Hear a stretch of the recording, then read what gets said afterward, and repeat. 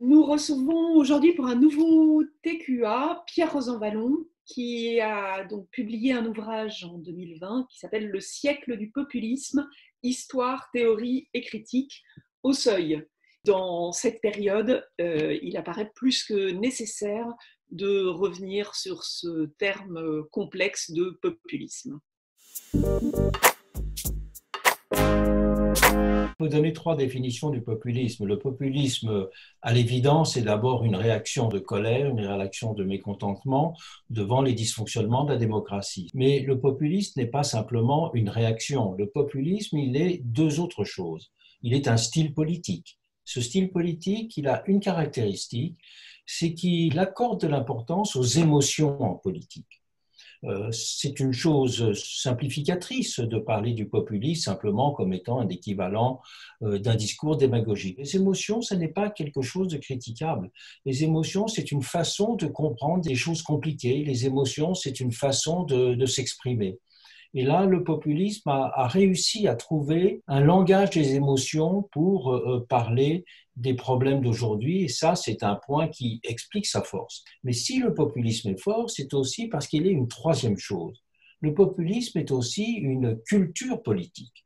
Le populisme définit une conception de la démocratie fondée sur une vision immédiate de la démocratie, le rejet des corps intermédiaires, par exemple des cours constitutionnels ou des autorités indépendantes. Le populisme, c'est aussi une vision de la société coupée en deux, entre le peuple et les élites. Le populisme, enfin, c'est également une vision de l'économie. C'était le fameux slogan anglais « We want to take back control ». C'est l'idée qu'il faut retrouver de la volonté en politique à travers le populisme. Tout cela dessine, je dirais, un certain nombre de grands traits d'une culture politique du populisme qui, au-delà des divergences, se retrouve chez des personnes aussi différentes que Orban, Trump, Poutine ou bien d'autres populistes latino-américains. Oui, il faut le prendre au sérieux, parce que le populisme n'est pas simplement l'expression d'une colère et d'un mécontentement.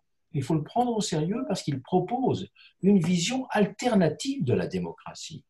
Orban ne dit pas autre chose que ce qu'il veut, c'est une nouvelle définition de la démocratie. La démocratie libérale, à ses yeux, elle a fait son temps. C'est aussi ce que dit Poutine.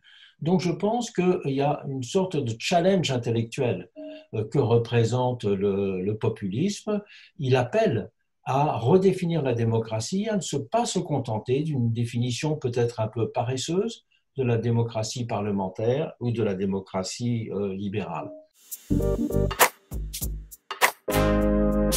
Répondre au populisme, ce n'est pas simplement le stigmatiser. Répondre au populisme, c'est proposer une conception du contrat social en démocratie, c'est proposer une conception de la démocratie, une conception de la volonté politique qui apporte du neuf par rapport à ce qui existe aujourd'hui.